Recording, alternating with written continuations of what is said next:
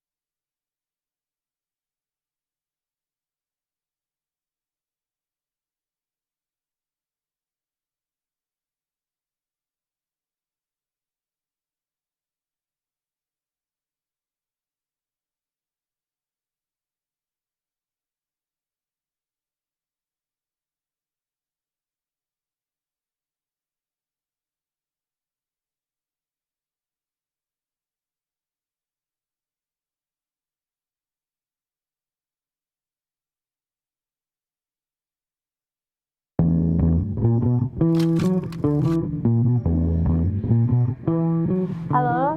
nama saya Dila Maharani. Saya bekerja sebagai ilustrator dan visual artist. Sebenarnya kalau aku cerita kayak pasti banyak yang nggak percaya kalau aku tuh sebenarnya sebelum menjadi seorang ilustrator tuh adalah seorang akuntan dan kerjanya tuh kantoran yang berkutat dengan angka-angka bukan warna dan gambar.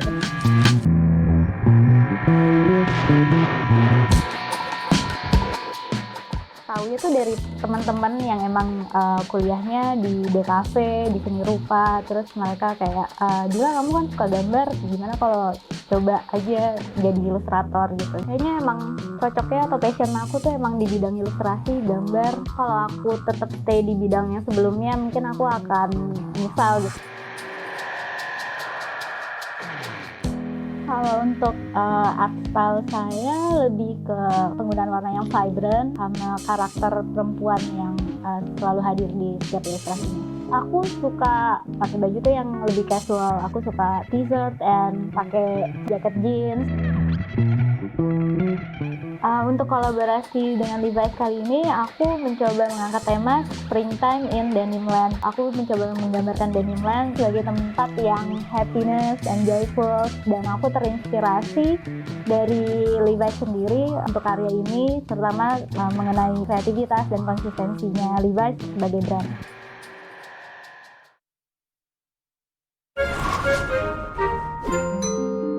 Senang menang guna transaksi tanpa tunai atau cek melalui perbankan internet. Atau My Debit dan Duit Now QR di kaunter.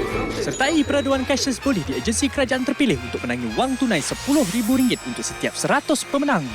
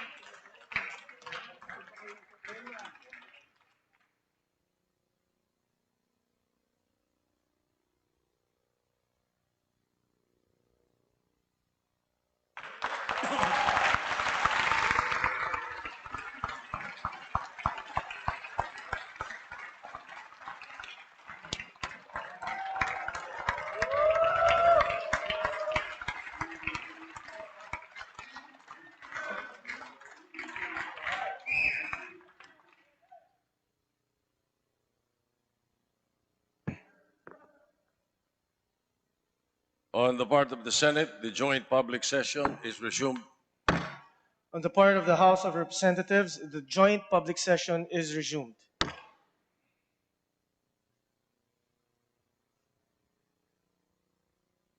To our duly elected President, President Ferdinand Marcos Jr., to our duly elected Vice President, Vice President Sara Duerte, congratulations. You have been placed by God in this position for a reason. May He lead you into your purpose and may you live it courageously. In every step you take, may God protect you. I pray for God's blessings for your leadership, for you and your family. Congratulations.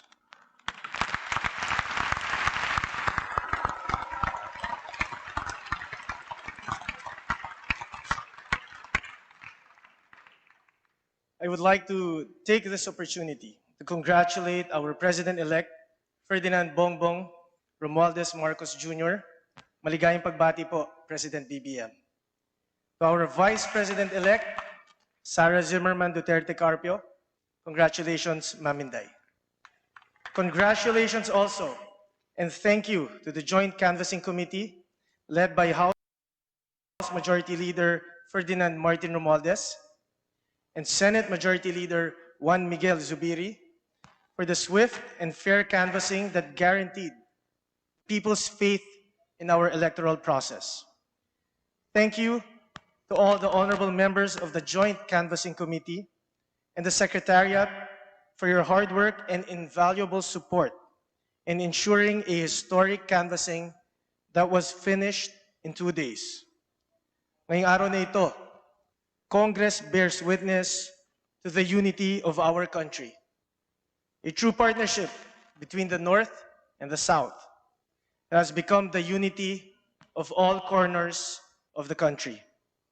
In previous elections, Filipinos voted for President and Vice President from different parties.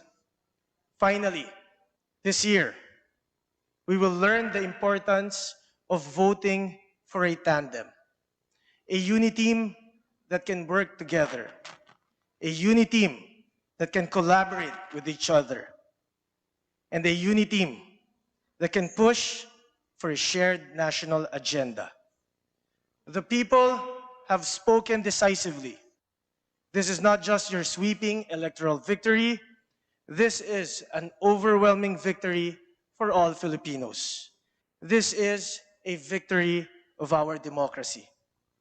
The gracious acts extended by the camps of other candidates yesterday, which greatly facilitated our proceedings, show the best of what Filipinos can be, even in the most divisive of elections.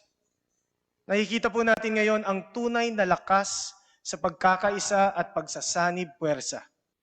We need a catalyst, and there is no better example than the unifying force that we have seen and we will see in a government led by President BBM and VP Inday Sara. The Philippines looks forward to your leadership.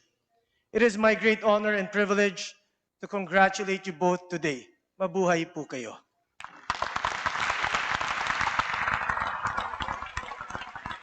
Secretary General. Ladies and gentlemen of the 18th Congress, Honorable Sara Duerte, the duly elected Vice President of the Republic of the Philippines. May we request the duly elected Vice President Sara Duerte Carpio to proceed to the rostrum. May we also request the family of the duly elected Vice President, Inday Sara Duterte, to accompany her to the rostrum, please.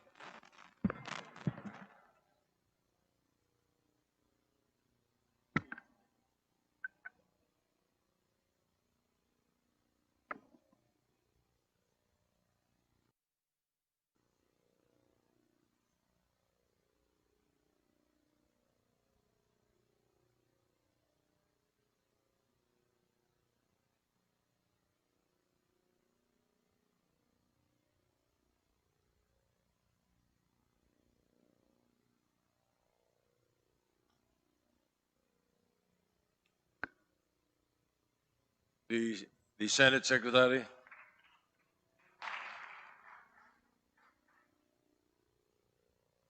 Ladies and gentlemen of the 18th Congress, Ferdinand Romualdez Marcos Jr., the duly elected President of the Republic of the Philippines.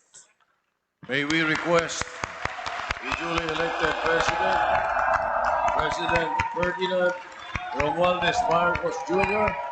to proceed to the rostrum.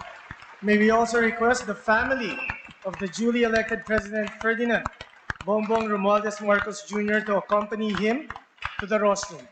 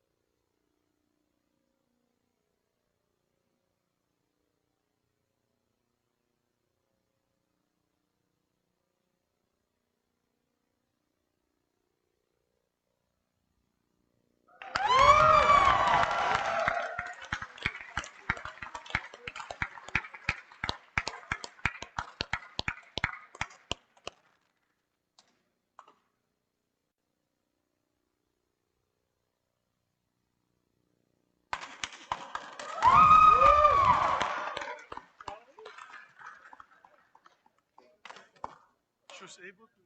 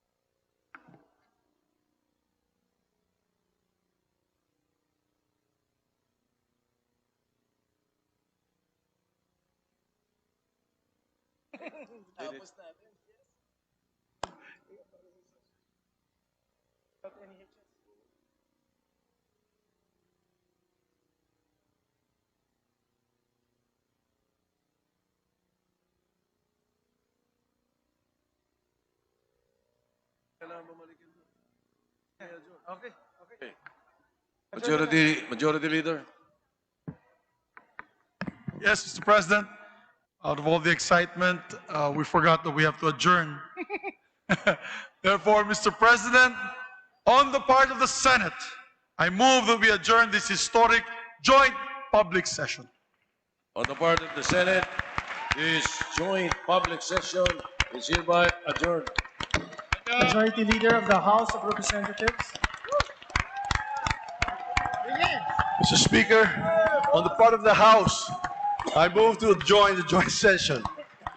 On the part of the House of Representatives, this historic joint public session is adjourned.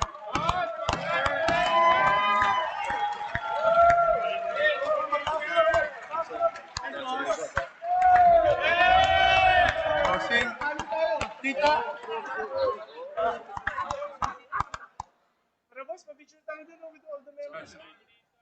Ay, hindi, mag-picture. Pa-picture lang tayo, boss. Gong. Pa-picture ka lang, boss.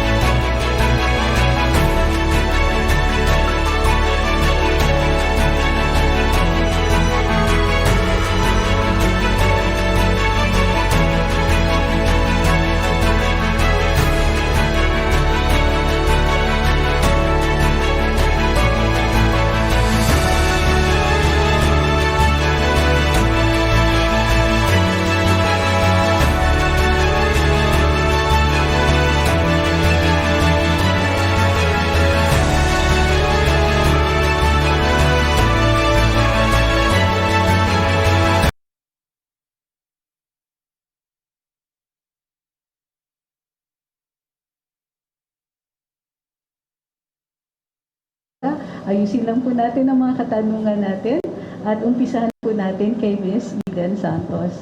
Ayun, dahil po ako mag-isang babae, nagkasundo kami tatlo. Ayan, ladies first daw po, Mr. President. So, kumusta na nga po ang inyong gising ngayong umaga after the proclamation mo na kahapon? Well, wala, official na talaga eh. But we have not, hindi naman namin na mula nung May 9, May 10, nandito na kami. We were already trying to put together the government, the next administration. So, pero siyempre, very significant yung kahapon. At kahit pa paano, it's slowly sinking in na eto na talaga yun. But anyway, it also became productive because nakausap ko na yung mga legislators natin at sinasabi ko na sa kanila, ito yung mga dapat natin gawin, ito yung mga hihingiin ko sa inyo. I think I'm hoping there will be a honeymoon period na maging maliwanag at maging maganda at maayos ang relationship, cooperation between the legislature, the executive, and of course the judiciary. So that's what we spoke about at length. After naiwan pa ako dun ng mga 3 oras kasi nag-uusap nga kami tungkol diyan. So it's all very well commemorate. Of course, it's all very exciting to actually hear the proclamation of the Senate President and the Speaker for both myself and for our incoming Vice President, Sara Duerte. But we immediately went to work because there's a great deal to be done. So, yeah, nasa pawang ka agad yung whatever, if you want to call it celebration, commemoration, napunta ka agad sa trabaho. But that's natural because talagang in our view, ang daming gagawin. So we have to get it done. I really want to hit the ground running on the beginning of the term. I also would like to have a very clear understanding between all of the cabinet secretaries, and the legislature. Very clear understanding of what we're going to be trying to do, the timetable that we're giving ourselves to do it in, the deadlines that we have to put, so that we don't waste any time. So, yes, it was very exciting. It really brought home the fact that we won this election, and I will be president. But immediately it comes down, well, if you're going to be president, you better get to work. So, yun ang mga nangyari. At least po magsisink in na yan later on. Before proceeding po dun sa formal interview namin, gusto lang po namin i-congratulate kayo. Ayan, congratulations po. Thank you. And Mr. President, how would you like to be addressed po by our Filipino people? Para mas, yung name calling ba, kumbaga, at para mas madaling matandaan? I think lilitaw na lang at lilitaw. I don't know. BBM? Okay na yun? That will work. I was SBBM when I was in the Senate. So, yeah, I think that will work. Kilala na ako ngayon. Kilala na ako, especially in the pub because of the campaign na BBM. So, maybe that's the logical way to go. So, PBBM na po. Ano na po, tuloy ko na lang. Begin with the economy. Yeah, yan. Ano po yung magiging first order of the day po ninyo since kayo na po ay proclaimed as the 17th President of the Republic of the Philippines? Well, the first priority is always going to be the economy. And that's why we have been very, very careful in choosing the economic team. It's still down to jobs, to the increasing prices of commodities, some relief for the business community. We have to we have to streamline the operations of government, which immediately brings us to digital and IT and digital communication para maging mas maganda ang patakbo. And also it will be better for the Philippines for the simple reason that the rest, when we deal with other countries, everybody else is digitized. Tayo lang ang medyo naiwanan.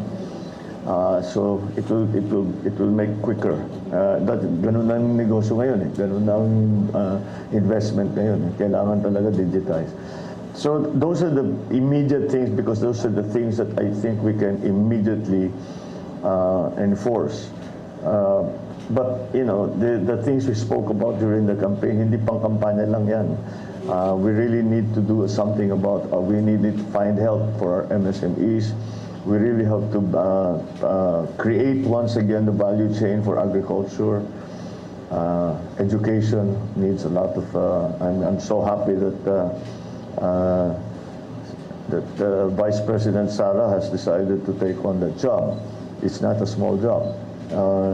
Sa education to increase, and of course the infrastructure development continues. So these are the things that we can immediately go on. That's why I'm using the time between now and the 1st of July to plan, to talk to everybody and say maging maliwanag ang plano para nakakaintindihan tayong lahat. Ito yung dapat natin gagawin. So I guess on the 1st of July, we will have a cabinet meeting immediately, just to, everybody knows naman yung mga kinukuha naman namin, magkakilala na yan, they worked together before in their different areas. So, but the important thing is to be very clear amongst ourselves, in the cabinet, and with the public as well, that this is the directions that we are taking. This is how we plan to do it. This is we will engage with certain agencies, with the private sector, with citizens, NGOs even, to move the thing forward. So I think we've made a good start in the last, since May 9, last 3 weeks, 2 weeks, 2.5 weeks. I think we've made a good start. There's still a long way to go, but I think we've made a good start already. The most important thing for me is to get the right people in the right place. Meron na po ba tayong economic teams na... Oh, I'm glad you asked that. I think it would be appropriate to say that I will be nominating our BSP President, Ben Diokno, for the position of Secretary of Finance. He has already agreed, nag-usap kami, and he has agreed. His place in the BSP will be taken by Philip Medalla, who is going to be who will take on his unexpired term, which lasts until yung term talaga ng BSP president is in this case is until July. So at the very least he will be there.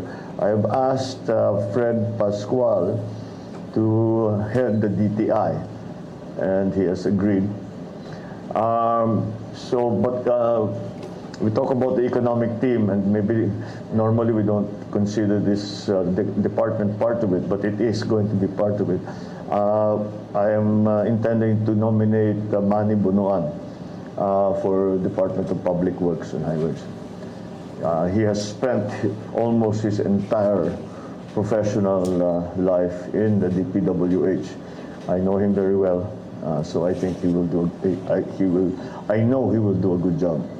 So those are the things that we have decided. I know the economic team is critical, and that is what people are looking to.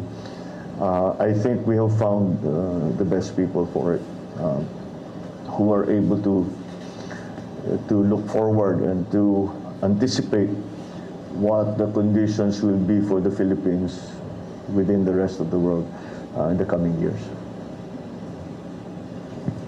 Thank you, Ms. Santos. Mr. MJ. Sir, congratulations. First of all, Thank you. Yung management namin ay nagpapabot po ng pagbati sa inyo pong panalo. And especially my big boss, Reverend Dr. Pastor Apollo C. Kibuloy. Well, I thank him. But he was a very big part of what we were trying to do. Kasama ka naman lagi. You're always with us. Sir, balikan ko lang po yung sa economy. May mga panawagan, sir, na i-postpone daw muna yung implementation ng RCEP and also, sir, dagdag ko mamaya yung oil excise tax. Yung? Oil excise tax, sir. Okay, let's do RCEP first. Sa aking pananaw, let's have another look at it because the RCEP is a very fine thing. Ako talagang a great proponent, believer in trade. Hindi talaga tayo, walang yumaman na bansa na hindi maganda ang kanilang trade. Meron silang manufacturing, marami silang ine-export. They are very involved in trade. All the great economies in the past 200, 300 years, it really came down to trade. So that's something that we want to encourage, and what RCEP seeks to do. Now, the only stumbling block, the only possible stumbling block there is that it's all very well to trade if you are in a competitive position. And I do not know that our agricultural sector is sufficiently robust to take on the competition that the opening of the markets will cause RCEP. So let's have a look at it again and make sure na hindi naman malulugi ang ating agri-sector. Pagka renatify na natin yan, dapat handa na yung sistema natin na makipag-compete. Dahil kung hindi talaga makipag-compete, masasapawan sila. Mawawala yung ating mga local and panay na lang ang import natin. And we don't want that.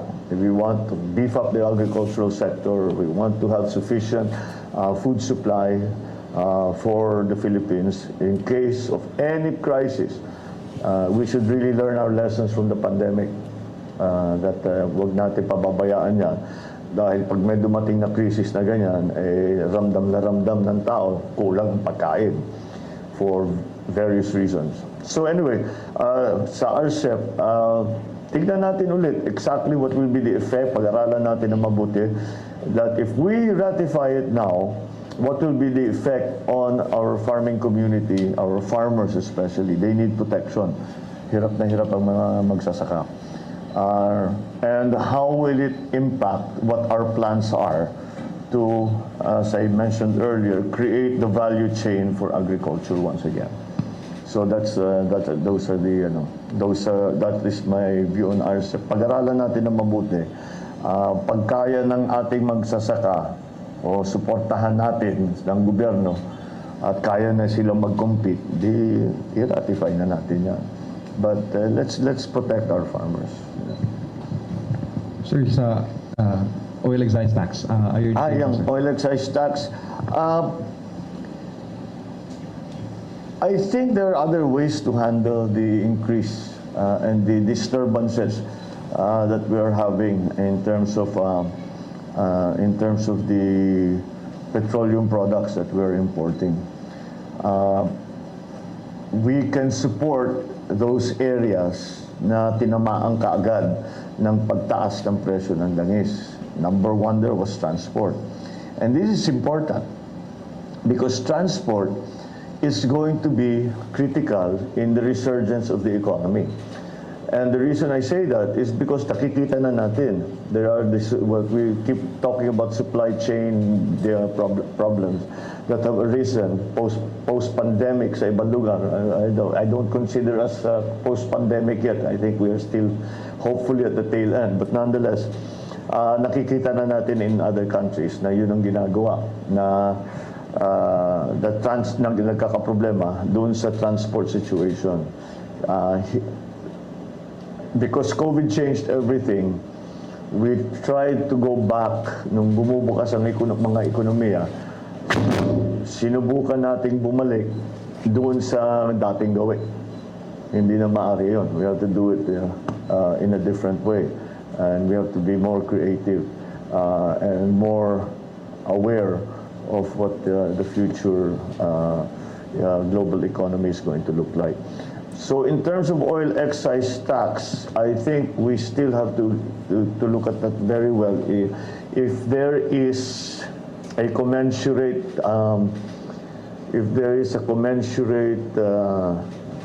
return to somehow deferring the collection of the excise tax, what will be siyempre, the government needs the money.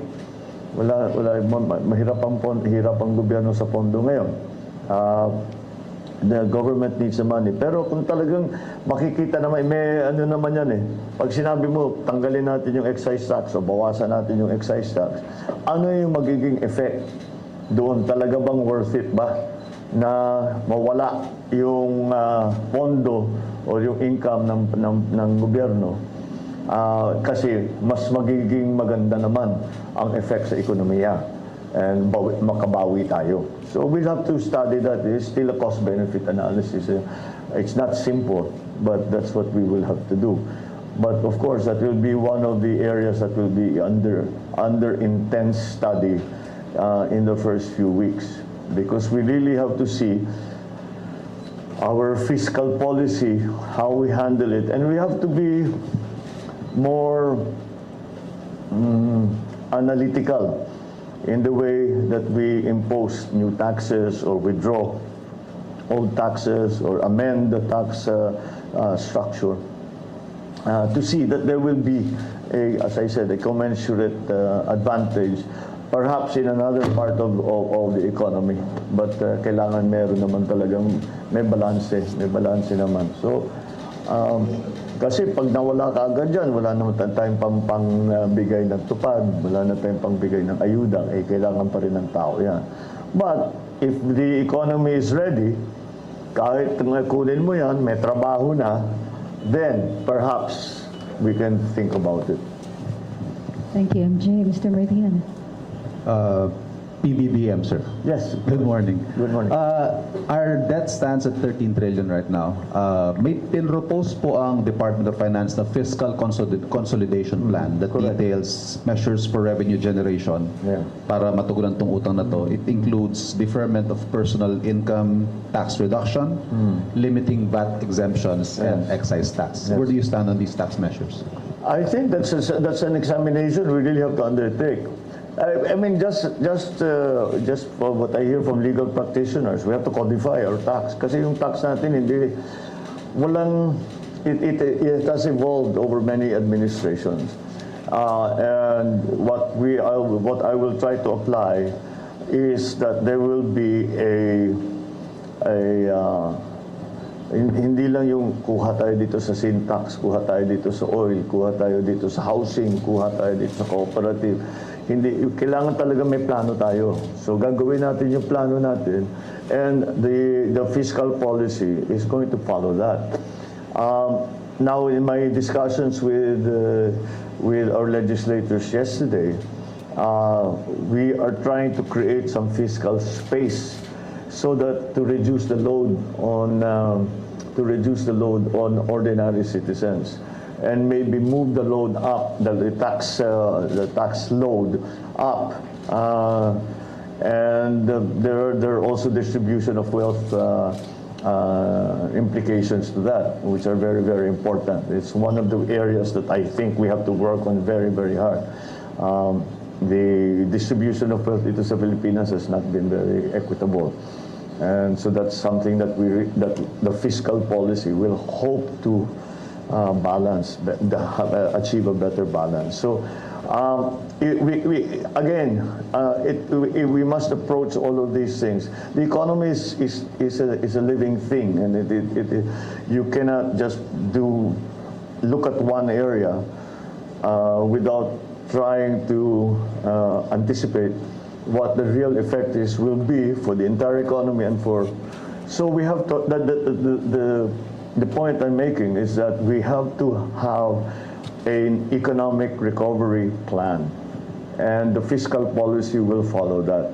What areas will we encourage? What comes out off the top of my mind is MSMEs kagad. Bawasan na natin, or we give them a holiday, tax amnesty, tax holiday. We're studying that now, because that's the only way that I can see. We do microfinancing even in the private sector. We want them to come back because the 62% of our employees are in MSMEs.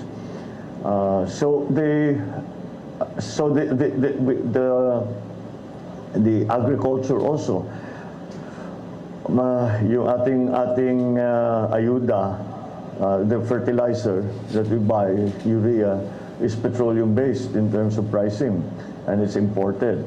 And it has gotten to such a severe situation that there are farmers now who just don't plant. Kasi if urea is at what? 2,000 pesos. Sabi nga, hindi naman kami kikita eh. So, huwag na lang. Di ba? We'll do something else. Mangingisda lang kami, or we'll do something else. And that doesn't bode well for our plans for developing agriculture.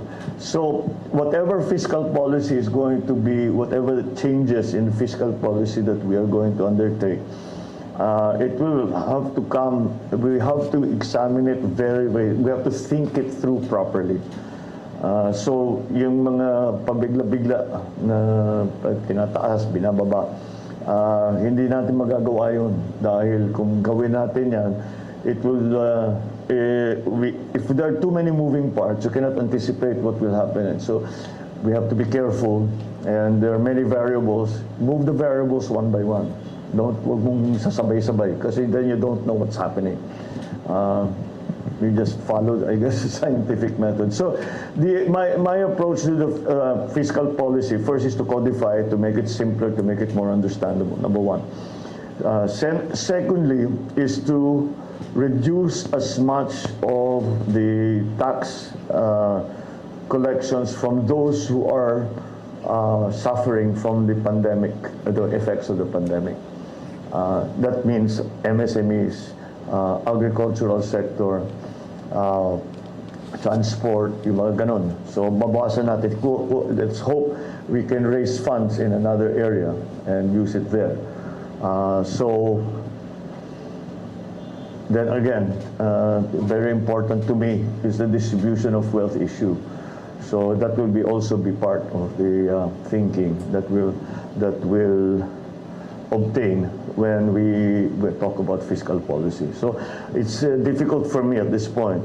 I'm trying to answer your question, but it's difficult for me to answer your question because I cannot talk about specifics, because they will all be part of a larger economic plan. Of course, but the general principle that we will apply is to give opportunities to those that have suffered, maybe by lightening the tax liabilities that they are required to pay.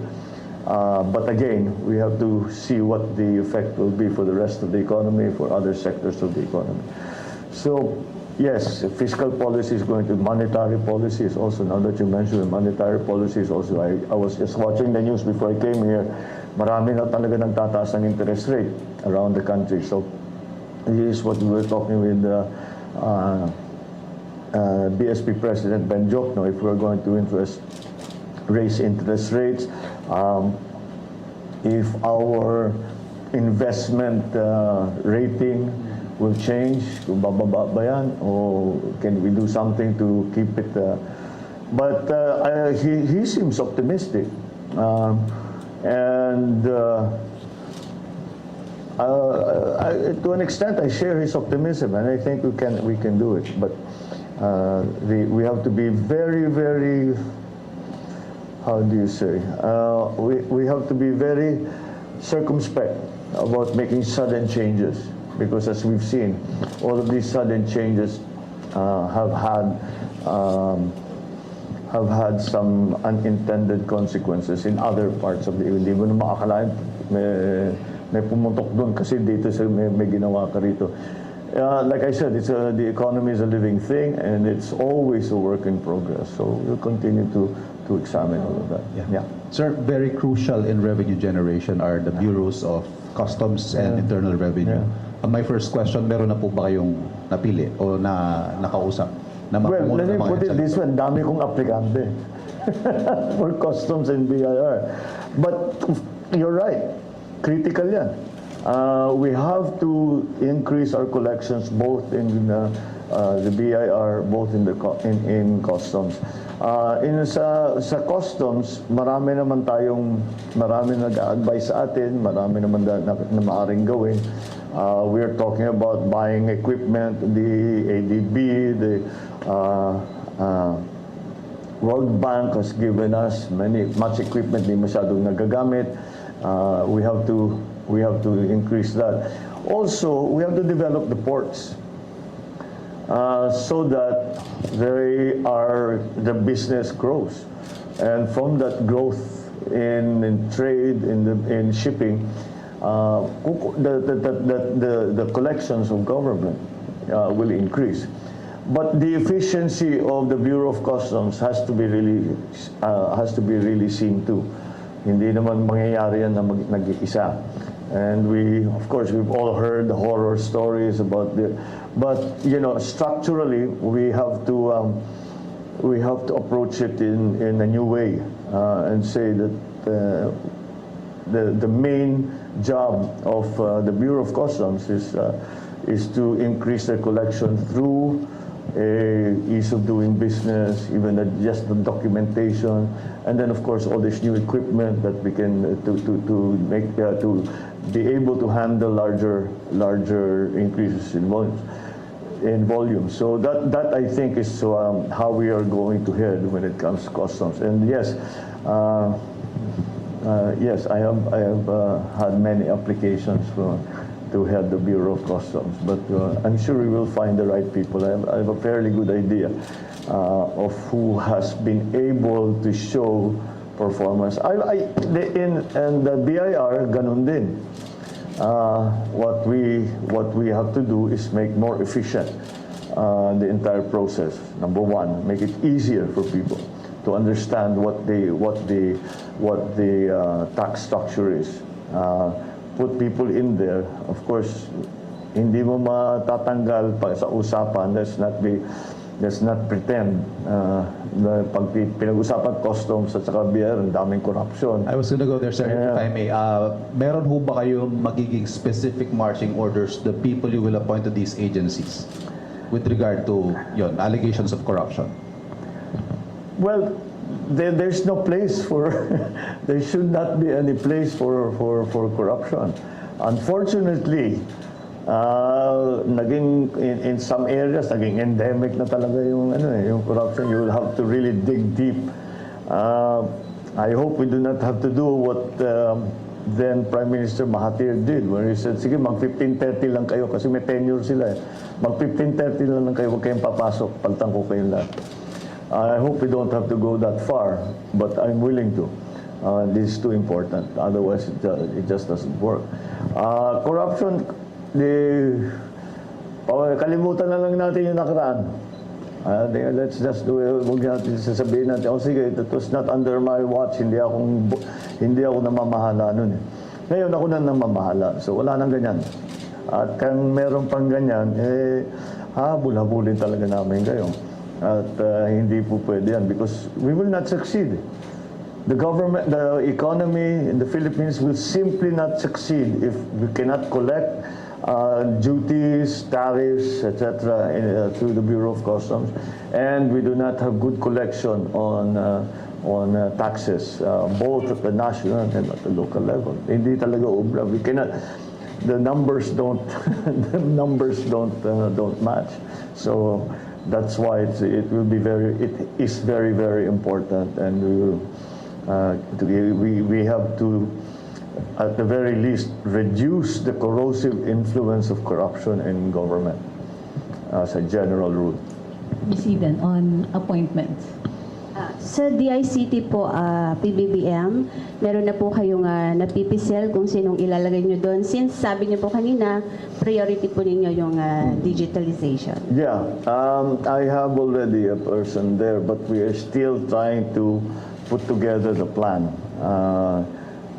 Siguro within this week, pwede na namin. Kasi inaayos pa lang namin. Kailangan, kasi para sa akin, bago pa tayo maliwanag na kung ano yung kailangan namin gawin. At kung paano gagawin, ano yung timetable. So yun ang nililiwanag ko pa naman sa ngayon. It really is at this stage, the ICT, it's technical. Ano ba yung kaya natin gawin? Where's the technology now? Who can help us with the technology? So we're trying to figure that out. Because yung digitalization affects every single agency in government, both national and local. And until we do it, yung efficiencies natin, yun, corruption na naman ng maraming sources of abuse. And certainly, yung ease of doing business lang. Yung tao naman, hindi naman dapat papupuntahin ng 20 opisina. You spend 3 days para makuha lang mga pirma na lalapit-lapitan pa ng mga fixer, na kailangan tanggalin natin lahat yun.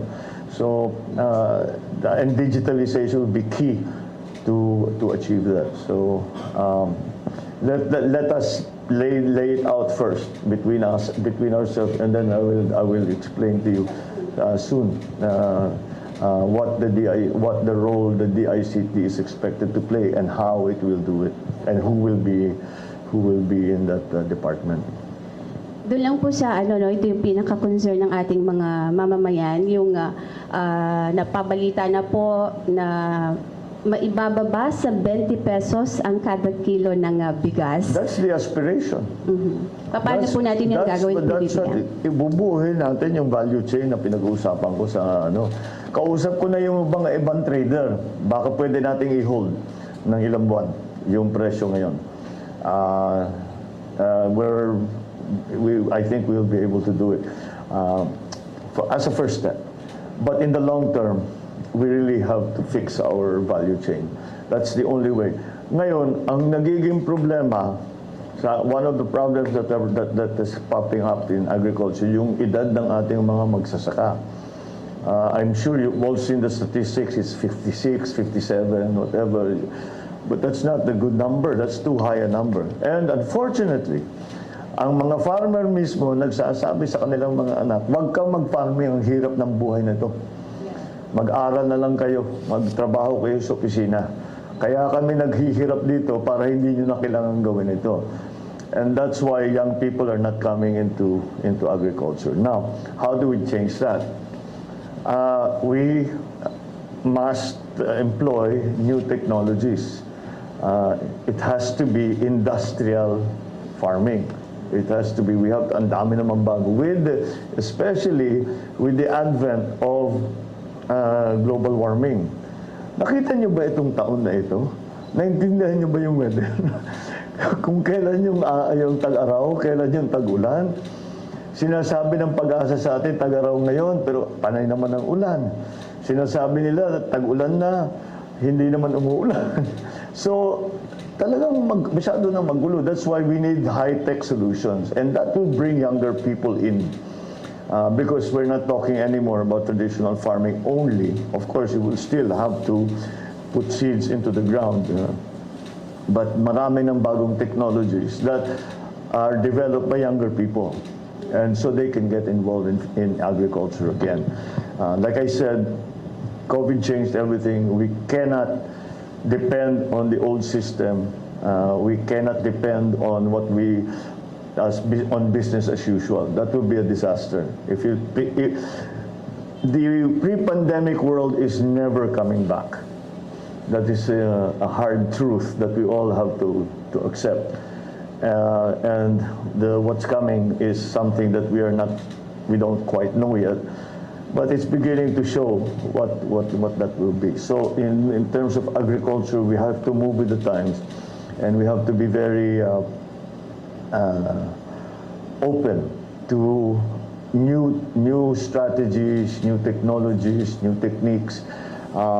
not only in the actual technical part of agriculture, but also in the organization of our agricultural community and our agricultural sector.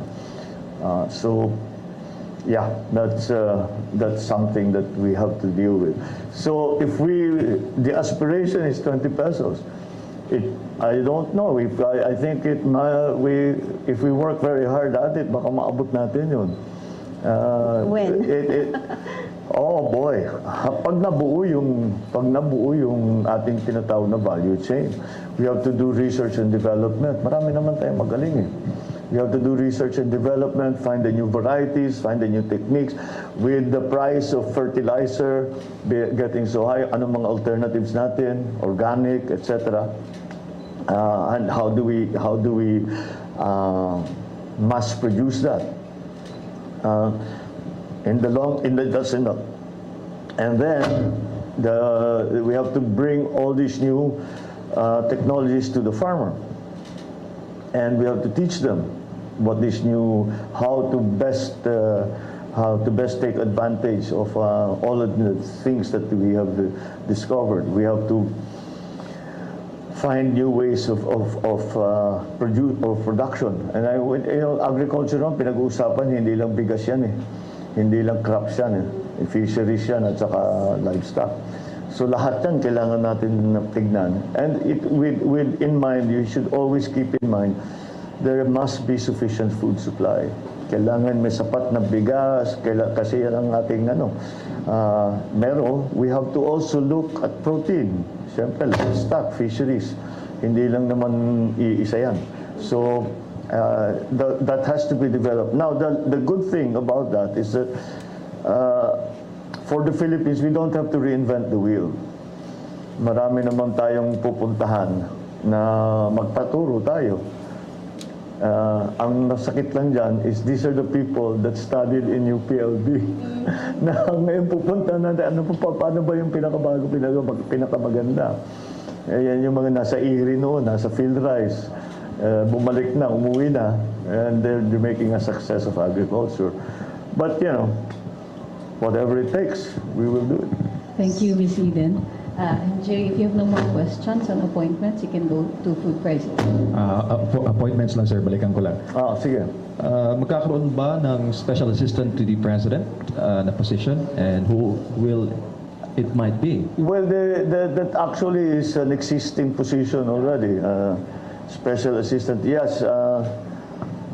Well, I suppose we can already, we've asked Congressman Anton Lagdameo to fill that position. Yeah, because it's very sensitive and very important in the sense that we have worked, we've known each other since he was a child. Hindi na ako child noon, pero since he was young. So he knows me very well. He has been with us, working with me for 10 years, mga ganon. So in terms of the working relationship, and then, between the two of us, siguro we've already found the modus vivendi. So that should be an easy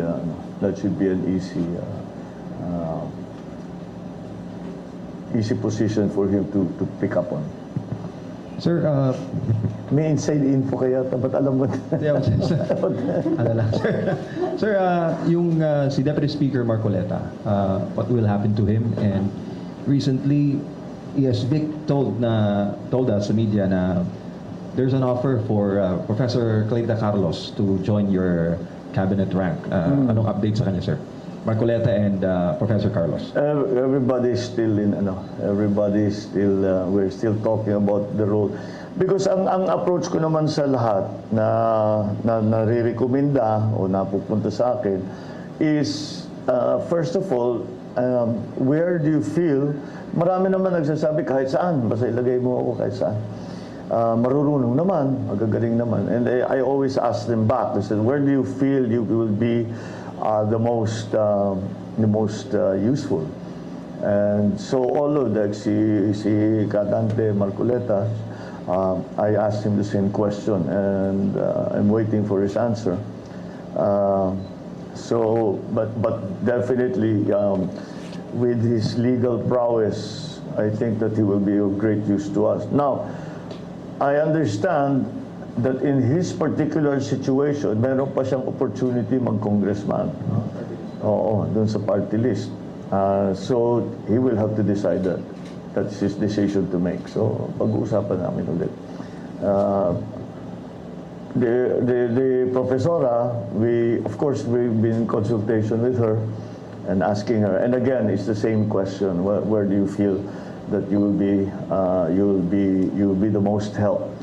And again, we're waiting for that answer because alam naman natin na marunong naman si Professora. She at least especially in terms of foreign policy and international politics, talaga maraming maitutulong. Solgen, sir. Sino Solgen mo? Sorry? Solicitor General. Sa? Solgen. OSG. Which one? Solicitor General, sir. Social welfare. Huh? Solgen. Oh, okay. Hindi ko naintindihan. Okay.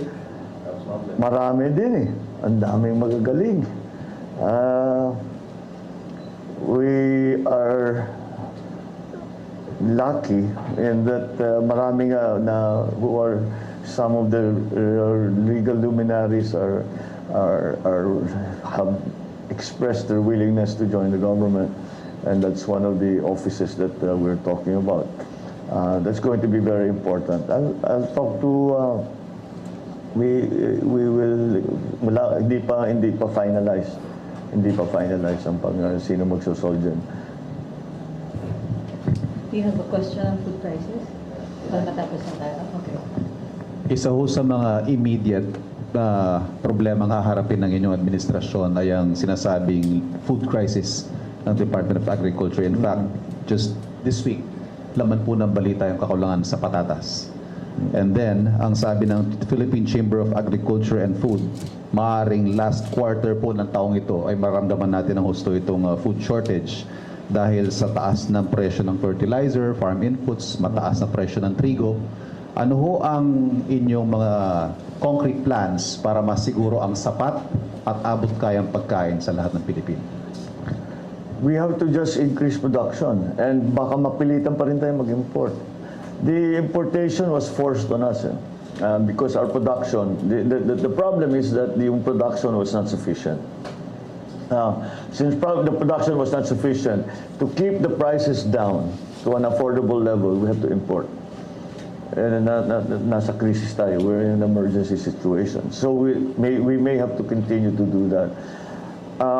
But in my view, not only for import substitution, I think we really have to help the agricultural sector. In the immediate future, yung mga inputs, kailangan nating tignan what can the government do to support the inputs. The biggest component now is urea. And again, exactly as you mentioned, 2,000 pesos, hindi nila kaya talaga. So maybe there is a way that we can come to an agreement with some other countries not to buy in bulk or to somehow defer payment, all of these things that we will have to do because it's a crisis. So we have to bring down the price of inputs if we are going to increase production. But we cannot just look at, again, business as usual. We have to really find new ways of growing food. We have to find new ways for the livestock. We have to find new ways of fisheries, both coastal and inland. There are many opportunities there. So I think that's something that we must pursue. But again, as I told you, in the immediate future,